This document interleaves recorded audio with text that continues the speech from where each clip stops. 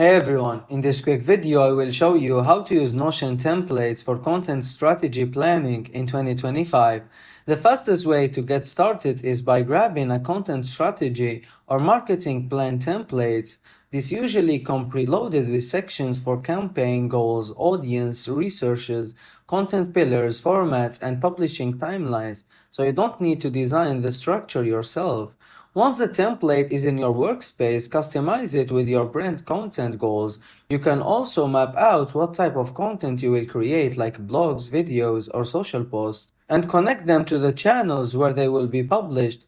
Use tags like track stages like idea, draft, or publish. Switch between views to make planning visual.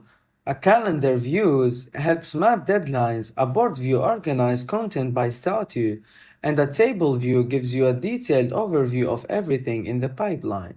To tie it all together, link all your content strategy template to your editorial, calendar, analysis, dashboards, or social media planners inside Notion. This makes strategy execution and performance tracking part of the same system.